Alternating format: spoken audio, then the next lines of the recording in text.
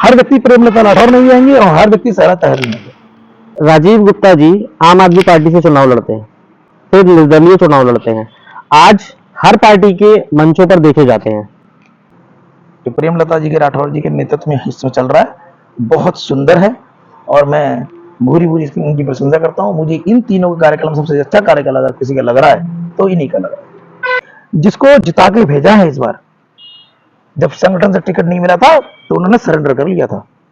आते थे लोग मजाक बनाते, ऐसे नहीं हो जाएगा, ऐसे नहीं हो जाएगा। आज मुझे फिर लोगों ने मुझे मेरी मजाक बनानी है, अरे विधायक जी, अरे विधायक जी आ गए। मैंने स्वीकार किया, एक्सेप्ट किया। आपकी अपनी नजर में एक प्योर राजनीति, अच्छी राजनीति किसे कहेंगे? देखिए, मैं अटल बिहारी वाजपेयी से बहुत प्रभावित हूँ। रविंद्र सिंह राठौर जी का कार्यक्रम था जी, तो मैं छोटा बहुत था। तो राजीव गुप्ता जी जातिवाद में बिलीव करते हैं? बिल्कुल नहीं, मैं जातिवाद का बिल्कुल विरोधी हूँ। आपको तो मंच पर देखा गया है वैश्य समाज का, लेकिन कुछ लोगों ने मुझे भटका दिया, मैं व्यापार में घुसा। व्यापारिक अनुभव नहीं थे, लॉस हुआ। आप अपने आप को विधानसभा का प्रत्याशी, संभावित प्रत्याशी, संभावित वर्ड नहीं कहेंगे इसे, क्या कहेंगे? ये संकल्पित बढ़ गई है। लड़ना ही लड़ना है तो हमारे समाज के शास्त्री जी से मुलाकात की, अन्य लोगों से मुलाकात की, फिर हम शास्त्री जी से मुलाकात करने गए तो हेमदेव शास्त्री जी। जी, इसके मतलब आपको मैंने वही क्वेश्चन का जवाब दे रहा हूँ कि मेरे सामने तो कोई है ही नहीं। मैंने तो यहाँ तक फील किया किसी ने ऐसी चौराहे बैठा है, चर्चा हुई, अब डायरेक्ट फोन कर दिया कि भैया ये काम होना है, और मान लो चले तुरंत 5 मिनट के अंदर 10 मिनट के अंदर गाड़ी आ जा रही, काम हो रहा है।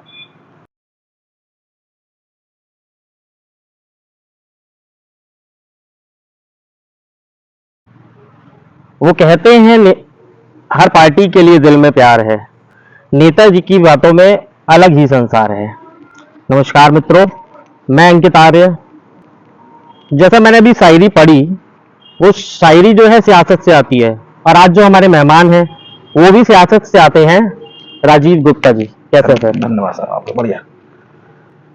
सबसे पहले तो मैं यही जानना चाहूंगा आपसे, आपको सभी लोग जानते हैं नवाबगंज के, सबसे पहले तो बस यही जानना चाहूंगा कि आप जो है, मैंने जो मुझे अपना बचपन याद आता है, और आपको जब मैंने देखा, सबसे पहले मैंने आपको देखा बाजार रोड पर, जो एक आपकी दुकान हुआ करती थी ज्वेलरी की, शायद सोने चांदी की, इस तरह से कुछ दुकान हुआ करती थी। हाँ, दुकान से, एक छोटी दुकान से उठ के फिर राजनीति की तरफ कदम, ऐसा क्यों? देखिए, एक गलत धारणा लोगों की बनी हुई थी कुछ समय पहले तक, क्या? कि धन अगर आपके पास है तभी आप राजनीति कर सकते हैं। जी, लेकिन मैंने, क्योंकि मैं ऐसे संगठन से जुड़ा हुआ था कि जहां संगठन का निर्माण सिखाया जाता था, तो मुझे ये चीज बड़ा अजीब लगी कि एक अगर कोई समाजसेवी है और अगर उसके पास धन नहीं है तो वो लोगों के दिल में क्यों नहीं उतर सकता। धन से षड्यंत्र खरीदा जा सकता है लेकिन प्यार नहीं। और इसी परिकल्पना में मैं आगे बढ़ा और मैं पल पल लोगों से मिलता रहा, और आज मैं इस मुकाम पे आया हूं और आप लोगों की सेवा कर पा रहा हूं। आपका, अगर मैं बचपन की बात करूं और आपकी शिक्षा, उसके बारे में थोड़ा सा बताएंगे? देखिए, मेरी शिक्षा सरस्वती शिशु मंदिर, प्रारंभिक शिक्षा मेरी वहां से हुई। RSS school? हाँ, एक राष्ट्रीय स्वयंसेवक संघ के विद्यालय थे, उससे मेरी शिक्षा रही। फिर मैं राष्ट्रीय स्वयंसेवक संघ का जो कार्यालय था बरली में, नौवान गली में था, उसमें रह के मैंने अपनी आगे की तैयारी की, पढ़ाई की, और वहां से मुझे बहुत कुछ संगठन से सीखने को मिला। तो ये मेरा जो है, तो ये कहीं राजनीति आपकी वहीं से तो शुरू नहीं हुई, कॉलेज टाइम से? राजनीति मैंने कॉलेज लाइफ में कभी राजनीति नहीं की, मेरे पे कोई दायित्व नहीं था। फिर ये राजनीति की तरफ रुख क्यों? मतलब कहीं ऐसा तो नहीं, मतलब लोग कहते हैं ना कि राजनीति में बहुत पैसा है। देखिए, पैसे के लिए मैंने कोई भी काम नहीं किया, और आज तक नवाबगंज विधानसभा ही नहीं, किसी भी क्षेत्र में आप चले जाइएगा, कोई ये नहीं कह सकता राजीव गुप्ता ने किसी को रिश्वत दी हो या दिलवाई हो। दिलवाने में भी हो सकता है कि किसी ने से हमने सेटिंग कर ली होगी, भाई तू 5,000 तू लेना और 2,000 मुझे दे देना। लेकिन मैंने कभी, पैसा मेरा लक्ष्य नहीं रहा। एक मेरे लिए लक्ष्य ये था कि कुछ नया करने का, ये हमेशा मेरे मन में रहता है, और उसी सेवा भाव से मैंने कुछ नया करने का संकल्प लिया है। आपका मैं फेसबुक पेज देख रहा था, उसमें मैंने देखा आपने जो आपकी पुरानी पोस्ट है उसमें आपने कोई परिवर्तन की बात कर रहे थे आप। चलो, परिवर्तन तो सभी लोग चाहते हैं, लेकिन अगर मैं बात करूं, अगर आपको मौका मिले तो आप किस तरह के लोगों को राजनीति में लेकर आना चाहेंगे? देखिए, मैं सामाजिक लोग जो हैं, जो युवा पीढ़ी के लोग हैं, जिनको भी राजनीति का ज्ञान नहीं है, जो लोग भटक जाते हैं राजनीति में, उनको जाना किसी और दिशा में है, लेकिन चले वो किसी और दिशा में जाते हैं। मैं उनसे ये नहीं कहता कि राजनीति में ना आए, उन्हें राजनीति में लाना मेरा लक्ष्य है, लेकिन मैं ये चाहता हूँ कि राजनीति स्वच्छ और ईमानदार एक समाज सेवी के रूप में एक राजनीति होनी चाहिए, परिवेश अच्छा होना चाहिए। लेकिन राजनीति के विषय में मतलब तरह तरह की बातें सुनने में आती है, आपकी अपनी नजर में एक प्योर राजनीति, अच्छी राजनीति किसे कहेंगे? देखिए, मैं अटल बिहारी वाजपेयी से बहुत प्रभावित हूँ। भारतीय जनता पार्टी। भारतीय जनता पार्टी के फाउंडर थे, उनसे बहुत प्रभावित हूँ। मैं थोड़ा सा रोकूंगा यहाँ पे आपको। आपने चुनाव आम आदमी पार्टी से लड़ा था, आज आप निर्दलीय हैं, फिर भारतीय जनता पार्टी के व्यक्ति से। देखिए, ऐसा है कि आम आदमी पार्टी में बहुत कुछ सीखने को मिला, एक राजनीतिक पार्टी का उदय हो रहा था और वो भी एक आंदोलन से आई थी। बिल्कुल। तो उस रामलीला मैदान से शुरू होकर, लेकिन उनकी शुरुआत जो थी वो एक समाज सेवी के रूप में थी, और जब उनको चैलेंज किया गया कि अगर आप क्या ऐसा कर सकते हैं तो आप राजनीति में आइए, अगर आपको ऐसा लगता है, तो फिर उन्होंने राजनीति में पैर रखा, तो बहुत कुछ वहां से सीखने को मिला। चलते हुए संगठन से बहुत कुछ सीखने को नहीं मिलता है। अगर हमारे नसीब में तो संघर्ष है, तो संघर्ष के लिए आपको कुछ सीखने के लिए ऐसी संस्थाओं से जुड़ना पड़ेगा, ऐसे दलों से जुड़ना पड़ा। लेकिन दिल में हमेशा अटल बिहारी वाजपेयी रहेंगे और हैं। प्रेरणा स्रोत अगर आपके कहूँ तो हम अटल बिहारी वाजपेयी जी को कहें। बिल्कुल। और फिर आम आदमी पार्टी को छोड़ना कैसे हुआ फिर?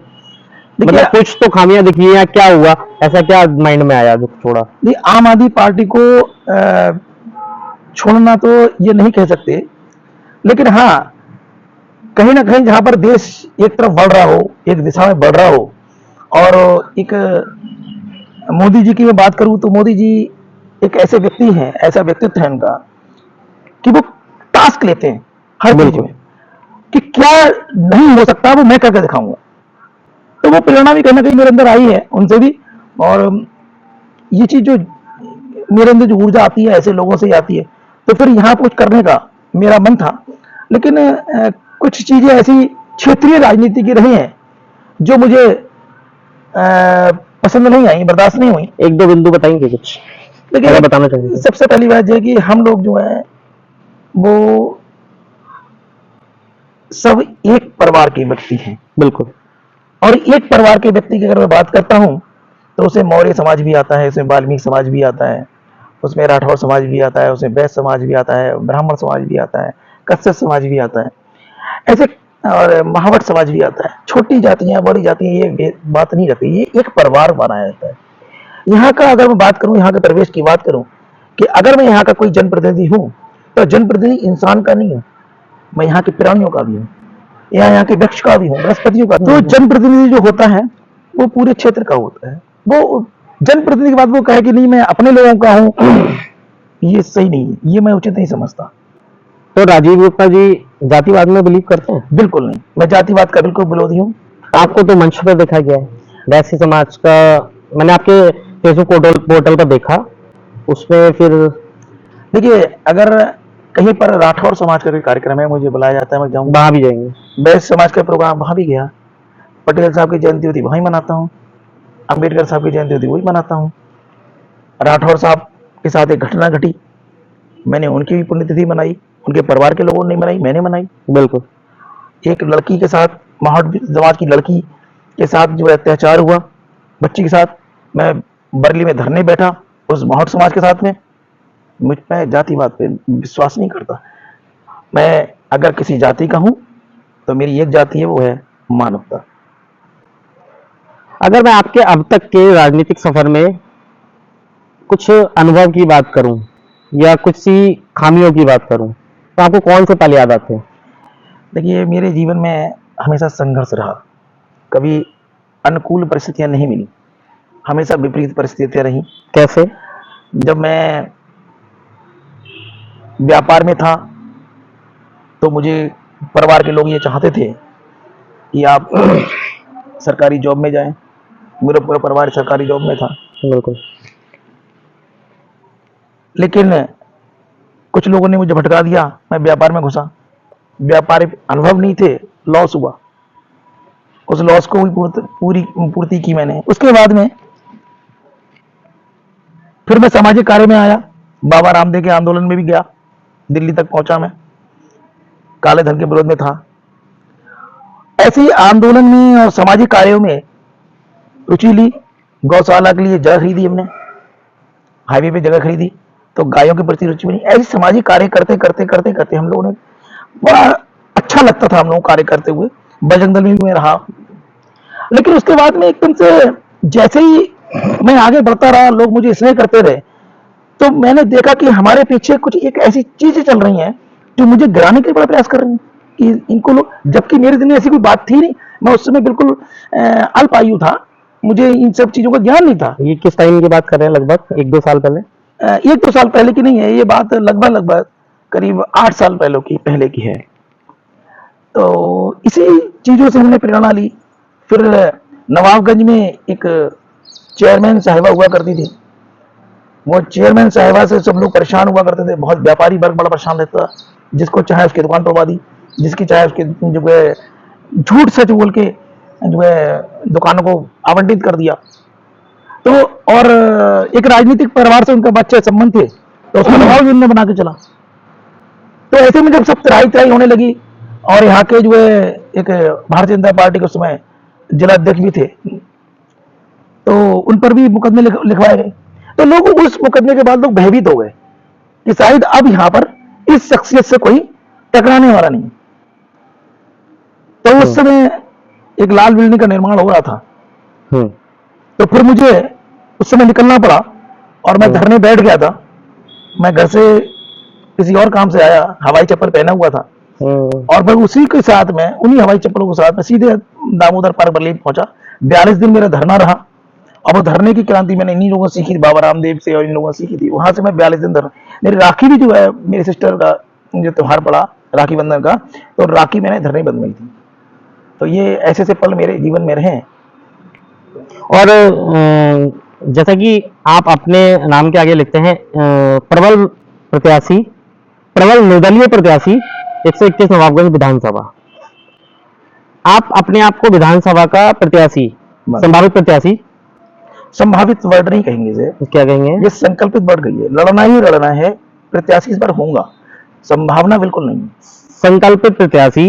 लेकिन आपके बारे में जो और समाज में जो धारणाएं बना रखी है लोगों ने, ऐसे लोगों को आप मतलब क्या जवाब देना चाहेंगे? बहुत सी तरह तरह की बातें शायद आप तक भी पहुंचती होंगी। देखिए ऐसा है, ऐसे लोगों को क्या उत्तर देना राजनीतिक चाहेंगे? चीजें होती हैं, हर कोने पे मैं नहीं बैठा हूं, हर व्यक्ति से संपर्क मेरे नहीं हो पाए। लोग मुझे जानते हैं, लेकिन बहुत से लोगों को मैं नहीं जान पा रहा हूं। वहां पर कौन उन्हें गुमराह कर रहा है वो वही जानते होंगे। और राजनीति में ये सब होता है, लोग गुमराह करते हैं, लेकिन जिनके पास मैं पहुंचता हूं उन्हें लगता है राजीव तो बड़ा सरल व्यक्ति है, इससे ज्यादा करीबी व्यक्ति मैंने देखा नहीं, जमीनी व्यक्ति मैंने नहीं देखा। ऐसी सी बात भी लोग करते हैं। हाँ, तो सकारात्मक बातें और नकारात्मक बातें होती हैं। कभी कभी एक ऐसा टाइम भी था कि नकारात्मक बातें ज्यादा हुआ करती थी, आज सकारात्मक लोगों की संख्या ज्यादा बढ़ी है, नकारात्मक कम हुए हैं। अगर सकारात्मकता की बात करूं तो मुझे अपना एक आपके साथ का एक इंसिडेंट याद आता है। काफी टाइम पहले जब मैं कॉलेज टाइम में था, तो फेसबुक पर काफी हंसी मजाक की पोस्ट में करता रहता था। तो नवाबगंज में शायद किसी ने ही मेरे को ऐसा कुछ नहीं बुलाया, लेकिन आपका मेरे पास फोन आता है, आप मुझे बुलाते हैं चौराहे पर, और वहां पर काफी देर हमारी बात होती है। तो आपने ही मतलब पहला मुझे इंकरेज किया था, और तभी मुझे मतलब आज खुशी हो रही है कि हाँ, मैं अपना पहला पॉडकास्ट आपके साथ शूट कर रहा हूँ। देखिए, आप उस समय मेरे लिए बहुत फेसबुक पे एक ऐसे व्यक्ति थे कि मैं जब नवाबगंज में निकलता था तो मुझे नकारात्मक समीकरण मिला करते थे। मुझसे लोग नकारात्मक बात, ऐसे तुम नहीं कर सकते, ऐसे तुम नहीं कर सकते। लेकिन मुझे कुछ मन को जब भारी मन हुआ करता था, तो मैं तुम्हारी फेसबुक को देखता था, और वहां से मुझे अंदर से खुशी, अंदर से वो मेरे लिए नहीं हुआ करती थी तुम्हारी बातें, लेकिन एक हाथ से जो चीज थी वो मेरे अंदर एक एनर्जी ऊर्जा पैदा कर रही थी। फिर मैंने आपको मिलना चाहा कि भाई मिले, और आपकी दिशा जो आज इससे लगी हुई है, तो कुछ अगर आप राजनीतिक में आए, मैंने आपको राजनीति के भी आमंत्रित किया आपने था कि आप बताया। राजनीति में आइए, बिल्कुल बिल्कुल। क्योंकि मैं सभी लोगों से मेरा यही अटैचमेंट रहता है कि जिन लोगों ने हम लोगों को हासिल पे ला के रखा था, उन लोगों ने अपने अपने मंच सजाते थे वो लोग, हमने एक प्रण बना लिया था, मेरा मंच सिर्फ उन लोगों से सजेगा जो हासिल पड़े हुए हैं, और मैंने उनके साथ ही अपने मंच को साझा किया। आपने होली का कार्यक्रम देखा होगा जी। ऐतिहासिक कार्यक्रम थे। हम्म श्री के जन्माष्टमी मेला यहाँ का बंद हो चुका था लगभग मैंने 8 दिन का पुनः बाद में चलाया, पूरे 8 दिन का चल रहा है मेला इस बार, फिर भी लग रहेगा भव्यता के साथ। शोभा यात्रा निकला करती थी, जिस रूप में निकलती थी, मैंने शोभा यात्रा जन्माष्टमी निकाली, एक नए स्वरूप में निकाली, उसका एक भव्य स्वरूप था। तो ऐसे मैंने कई ऐसे कार्यक्रम किए, तो थोड़ा क्रिएटिव माइंड मैंने, और युवा लड़कों का जो लोग थे उन्होंने मुझे इंकरेजमेंट किया कि भैया कुछ करिए। बहुत से लोग मुझसे कहते हैं कि भैया आप मुझे किसी कार्यक्रम बुलाते नहीं, बहुत से लोग कहते हैं मुझसे। बिल्कुल। मैं उनको तुरंत कहता हूँ कि आज के बाद तुम मेरे कार्यक्रम में आओगे, मैं उनको बुलाता हूँ, फोन करता हूँ। अब वो कहते हैं भैया आप तो बहुत ही ज्यादा मुझे बुलाते हो, इतना तो मुझे किसी ने बुलाया नहीं। मैंने बेटा मैं राजनीति में ये कहने नहीं आया कि मैं आगे बढ़ूं, मेरा कहने का मतलब मुझसे तो सीखो आप लोग, मैं तो आपका ट्रेनिंग इंस्टीट्यूट हूं, मैं आपको सिखा रहा हूं कि कैसे करके जो है कार्यक्रम होते हैं, सीखोगे नहीं खत्म हो जाओगे। बिल्कुल। हमारे लोगों ने सिखाया नहीं, इसलिए हम आज संघर्ष कर रहे हैं, लेकिन जो कांटे मैं झेल रहा हूं, मैं चाहता हूं मेरे भाई भतीजे युवा लोग वो ना झेलें। इसलिए सारे कष्ट, जितने कष्ट है, जितने आरोप है, जितने प्रत्यारोप है, सब झेलने को मैं तैयार हूं। एक आरोप की आपने बात की तो मुझे एक आरोप याद आता है। अभी मैं वीडियो देख रहा था एक आपका, गौ तारिणी सभा के आप अध्यक्ष रहे शायद, उसमें कुछ आपके ऊपर भी आरोप प्रत्यारोप लगे। देखिए तारणी गौशाला उसका नाम है, और उसका जो सबसे पहले मैं आपको बताऊं, वर्तमान अध्यक्ष भी हैं आप? मैं वर्तमान अध्यक्ष हूँ। अच्छा अच्छा जब गौशाला का जो हम लोग निर्माण कर रहे थे, जी। तो उसमें सर्वप्रथम एक बात आई कि गौशाला तो बनेगी, ये छोटी सी बात है, लेकिन उसका नामकरण क्या होगा, उसका नाम क्या होगा। तो हमारे समाज के शास्त्री जी से मुलाकात की, अन्य लोगों से मुलाकात की, फिर हम शास्त्री जी से मुलाकात करने गए, तो हेमदेव शास्त्री जी जी। तो उन्होंने मुझे एक नाम दिया, इसका नाम तारणी रखिए, क्योंकि गाय माता जो होती है वो तारने के लिए होती है। बिल्कुल। तो तारणी गौशाला मैंने नाम रखा, ये भारतवर्ष में पहला नाम है। इसके संस्थापक भी आप ही? संस्थापक मैं हूँ। अच्छा। योजना मैं ही लेके आया था, और हम लोगों ने गुल्लक चलाई थी।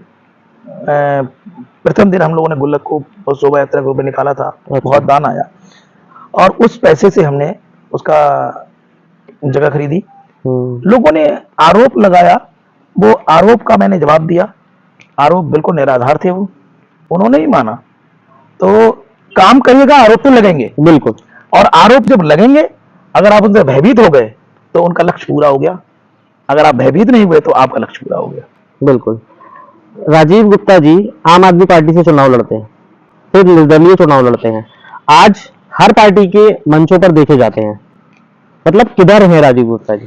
देखिए मैं आम आदमी पार्टी से चुनाव नहीं लड़ा था, मेरी तैयारी थी, और अच्छा। मेरी तैयारी चल रही थी, लेकिन मैंने एक अच्छा नाम लोगों का मन में था कि एक अच्छा व्यक्ति कोई आ जाए, तो एक अच्छा नाम सब सामने आया, तो मैंने उस समय सोचा कि भाई समाज पहले है। बिल्कुल। तो मैंने ये नहीं सोचा कि राजीव गुप्ता जो है अपने स्वार्थ के लिए काम नहीं करता, मैंने समाज के हित में अपने आप को सरेंडर किया, और मैंने उन व्यक्ति को जो है समर्थन किया। लेकिन उन्होंने, जब मैं 18 दिन भी नहीं हो पाए थे, जब मैंने गतिविधियां देखी,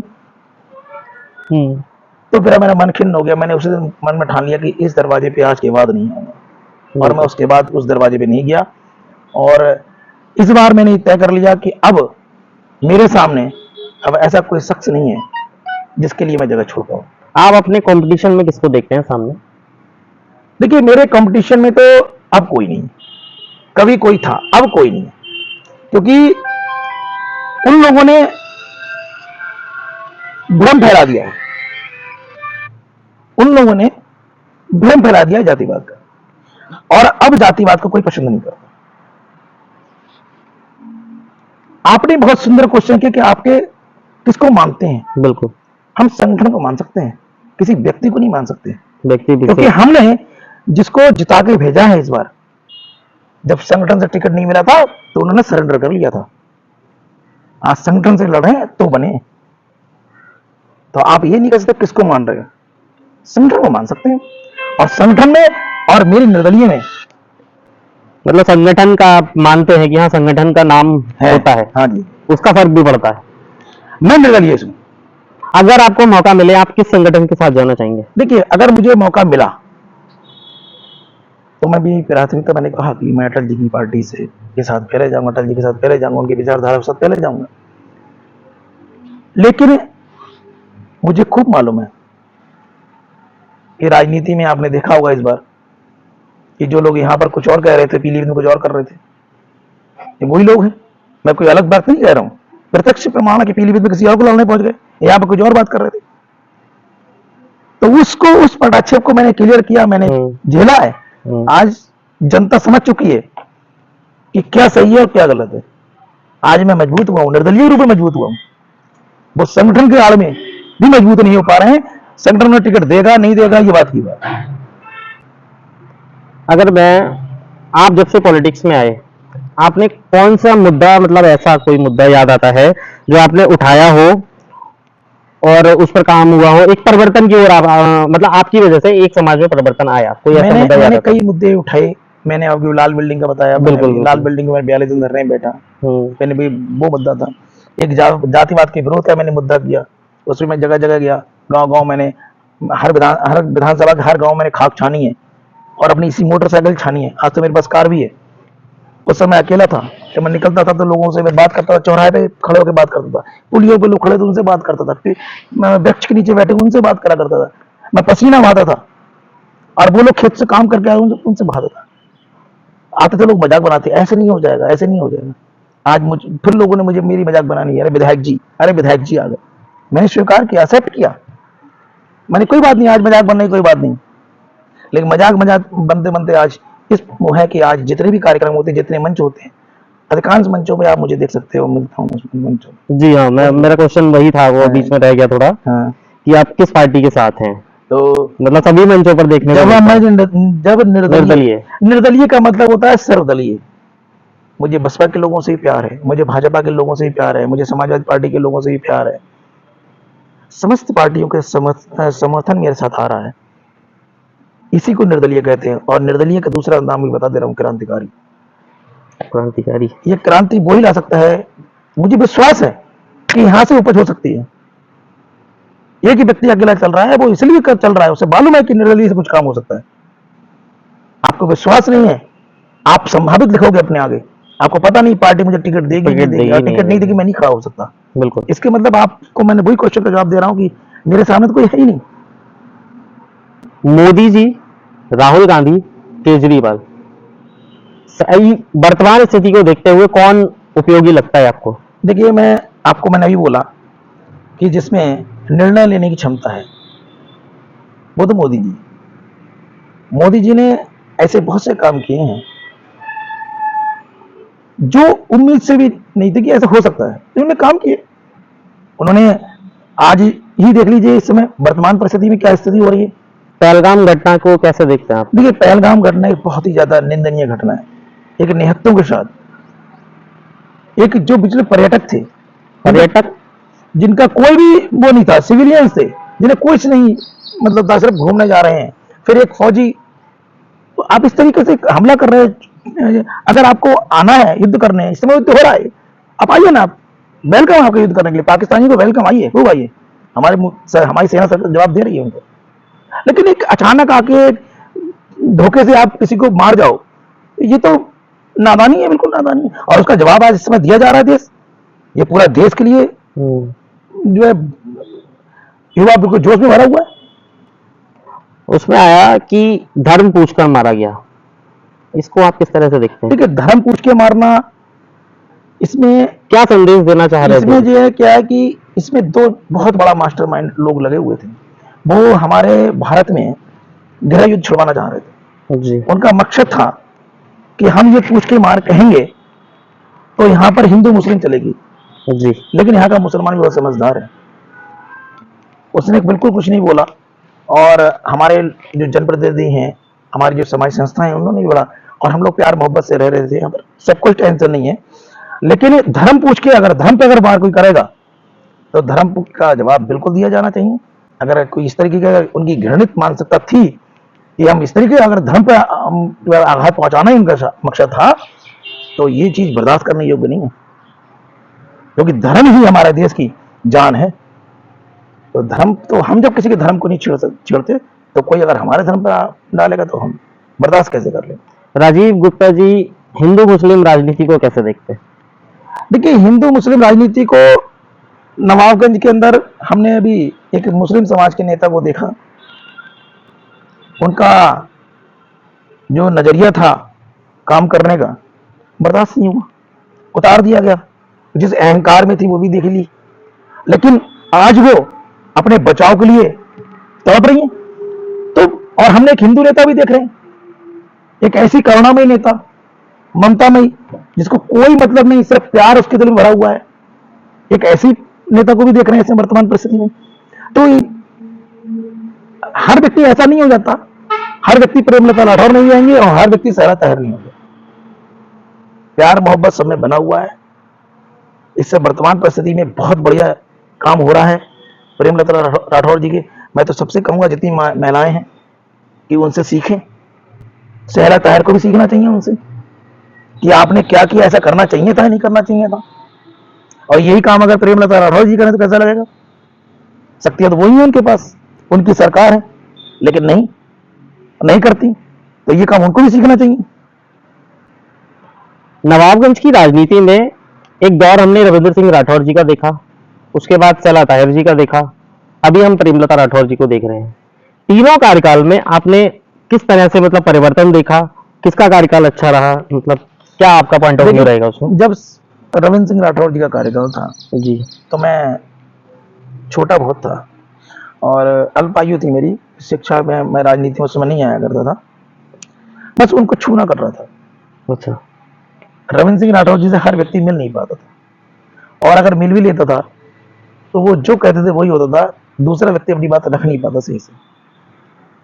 सहला ताहिर जी के, उसके बाद सहला ताहिर जी आई जी, उनके पास माफियाओं का जमघट लगा रहता था, वो माफियाओं से पैसा उगाना, छोटे छोटे घृणित कार्य करना, वो दौर रहा। और अब जो है प्रेमलता जी का जमाना आया है। जी, मैं इस समय नवाबगंज का हर युवा वर्ग, चाहे बुजुर्ग हो, सबको सम्मान मिल रहा है, हर व्यक्ति अपनी बात कह रहा है। मैंने तो यहाँ तक फील किया, किसी ने ऐसी चौराहे बैठा है, चर्चा हुई, डायरेक्ट फोन कर दिया कि भैया ये काम होना है, और मान चले तुरंत 5 मिनट के अंदर, 10 मिनट के अंदर गाड़ी आ जा रही, काम हो रहा है। तो इतना अगर आपका काम फास्ट हो रहा है, उतना इसमें मिल रहा होगा तभी आपका काम हो रहा है। तो इतना फर्क है, जबकि कोई माफिया को जमघट नहीं लगाया अपने पास। तो आज की जो परिवेश है वो हमारे युवाओं के लिए, हमारे नगर के लिए वो बहुत सुंदर परिवेश बनाया हुआ है इसमें। जो प्रेमलता जी के, राठौर जी के नेतृत्व में हिस्सा चल रहा है, बहुत सुंदर है, और मैं भूरी भूरी उनकी प्रशंसा करता हूँ। मुझे इन तीनों का कार्यक्रम सबसे अच्छा कार्यकाल अगर किसी का लग रहा है तो इन्हीं का लग रहा है। आप विश्वास इसमें करते हैं कि हाँ, कि चुनाव जीतने के लिए किसी पार्टी का टैग होना जरूरी है? नहीं, नहीं, सामाजिक होना जरूरी है, सेवा भाव होना चाहिए, जमीनी होना चाहिए। राजनीतिक लोगों को मैंने हारते देखा है, सत्ताधारी पार्टी को हारते हुए देखा है, मैंने निर्दलियों को जीतते हुए देखा है। बिल्कुल। तो ये बिल्कुल नहीं है, बस आप विश्वास बना पाए कि आप ये काम कर सकते हैं। यदि आप विधायक बनते हैं तो आपकी हिट लिस्ट में अपने क्षेत्र के लिए क्या काम रहेंगे? सुंदर पार्क बनाना, युवाओं के लिए स्टेडियम, सुंदर स्कूल बनाना, जितने भी हमारी पुलियां हैं इन सब पुलियाओं का सौंदर्यीकरण करना, रोड के दोनों तरफ वृक्षों को लगाना, ये हमारे प्राथमिकता रहेगी। यदि आप अभी सुझाव देना चाहें नवाबगंज नगर पालिका के लिए, तो आपको क्या कमियां नजर आती है अपने नगर में अभी कि उन पर काम होना चाहिए? देखिए, नगर पालिका में काम जिन बिंदुओं को मैं सोच रहा था, वो बिंदुओं पर प्रस्ताव वहां पर पास लगभग होने कगार में है और कुछ के प्रस्ताव चले भी गए हैं। जैसे पनगहली नदी का सौंदर्यीकरण का, बिल्कुल। वो गया हुआ है। जी। पार्क, अभी चेतराम पार्क बना, जी। उसका भी और सौंदर्यीकरण हो रहा है, काफी कुछ बन चुका है। पटेल चौक बना। अभी कुछ और चौराहे हैं जहां पर लोगों ने जो है अपने स्लिप निकाल के नालियां बंद कर रखी हैं और चौराहे को, वहां पर थोड़े से सौंदर्यीकरण की जरूरत है। पानी का निकास में कतई कोताही ना बरती जाए, उसके लिए सफाई जो है बिल्कुल, चाहे स्लिप बोलनी पड़े, कुछ बुराइयां लेनी पड़े, वो लिया जाए। और लाइट जो तार चल रहे हैं, बिजली के खुले तार चल रहे हैं, या तो उनको बंच में कर दिया जाए या फिर अंडरग्राउंड इनको करवाया जाए, क्योंकि उससे बहुत सी चीजें नहीं हो पा रही हैं। तो इस तरीके की चीजें के लिए मैं नगर पालिका को सुझाव दूंगा, छोटा सा। एक परसेप्शन रहता है समाज में कि भारतीय जनता पार्टी जो है वो हिंदू मुस्लिम राजनीति करती है, इसको आप मानते हैं? भारतीय जनता पार्टी के बारे में अगर जो कोई ये बात कहता है तो मुझे हंसी आती है। क्यों? भारतीय जनता पार्टी कभी भी हिंदू मुस्लिम नहीं करती। मैंने अटल बिहारी वाजपेयी के हाथों में मुस्लिम लोगों से, मुस्लिम महिलाओं से राखी बांधते हुए देखा है। मैंने योगी आदित्यनाथ के गोरखनाथ मंदिर में मुस्लिम महिलाओं को जाते हुए देखा है और अपनी जो है बात रखते हुए देखा है। तो ऐसे बहुत से हमारे बरेली के अंदर संतोष गंगवार जी भी, उनके यहाँ भी मैंने बहुत से मुस्लिम को लोगों को जाते हुए। तो यहाँ कोई कहे कि हिंदू मुस्लिम की हो रही, तो मैं तो ये नहीं मानता। मैं ये भी देखता हूँ कि नवाबगंज रविंद्र सिंह राठौर जो है, नीरज सिंह राठौर जी के पास अधिकांश मुस्लिम लोग काम करते हैं। ये केवल गलत धारणा बना रखी है। अभी अभी आप देखिए कि मोदी जी ने जी। जो पाकिस्तान में हमला करवाया, वो भी कोई और नहीं था, सोफिया कुरैशी ही थी, बिल्कुल। मुस्लिम। तो ये अगर कोई कह रहा है तो मैं विश्वास नहीं कर सकता इस पर। मैं आपकी फेसबुक पर पुरानी पोस्ट देख रहा था, उसमें आपने एक पोस्ट की थी, प्यासे को पानी पिलाते समय धर्म नहीं देखा जाता। पहलगाम में इसका उल्टा हुआ। देखिए, मैंने वही बोला ना कि शनकी लोग, अगर कोई आ जाता है जी। तो उसके बाद कुछ नहीं कर सकते, और उसी का परिणाम उन्हीं को सिखाया जा रहा है कि जो तुमने किया है ये तुम्हें नहीं करना चाहिए, और ये करते हो। तो हम अगर कहीं पर भी अहिंसा का भाव रखते हैं तो भाई साहब, आपको सिखाने का भी हम भाव रखते हैं। तो वही चीज कोई गलत है तो उसको सिखा रहे हैं हम लोग, और जवाब दिया जा रहा है। हमारी भारतीय सेना इसको जवाब दे रही। भारतीय जनता पार्टी के काम से खुश हैं आप? भारतीय जनता पार्टी के काम से बिल्कुल खुश हूं, और सबको खुश होना चाहिए। पार्टी देश हित के लिए काम कर रही है, उनका कोई भी ऐसा उद्देश्य नहीं है। मुस्लिम समाज की अगर हम बात करें तो मुस्लिम समाज के बारे में भारतीय जनता पार्टी की एक बात और बात मान लीजिए, सुन लीजिए।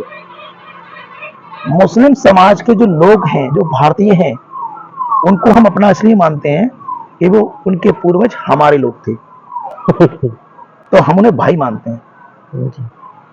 लेकिन उन्हें अगर कोई कम लोग अगर उनको भ्रमित कर रहे हैं तो अलग मैटर है, लेकिन वो हमारे लोग हैं। उनके पूर्वजों का कागज निकालो तो हमारे लोग निकलेंगे। हमारे जो बाहर के आताई लोग आए थे, मुगल लोग आए थे, उनने हम लोगों को प्रताड़ित करके, उसमें उनका शासन था, हमारा धर्म परिवर्तन कराया था, हमारे लोगों को करवाया था। तो हम तो अपना ही मान रहे हैं। मोदी जी उन्हें अपना मानते हैं, योगी जी उन्हें अपना मान रहे हैं, हम भी अपना ही मान रहे हैं। लेकिन किसी ने अगर, जिनको नादान लोग हैं, उनको जानकारी नहीं है, वो कुछ भी कर, उनका अलग मैटर है। नवाबगंज की जनता को कोई संदेश देना चाहेंगे अपने चैनल के माध्यम से? बिल्कुल, सबसे प्रथम संदेश यही है कि जातिवाद की राजनीति कभी ना करें। छोटे छोटे जातियों में ना बटें, एकत्र रहें, एक साथ खड़े हों, सनातन की बात करें, धर्म की रक्षा की बात करें, प्यार मोहब्बत से, स्नेह से रहें। अगर कोई राजनीतिक व्यक्ति अगर जातिवाद की बात करता है, उसका खुल के विरोध करें, बिल्कुल निडर और निष्पक्ष तरीके से। जातिवाद की बात बिल्कुल बर्दाश्त ना करें। धन्यवाद। आपका, आपने अपना समय दिया, बहुत बहुत धन्यवाद।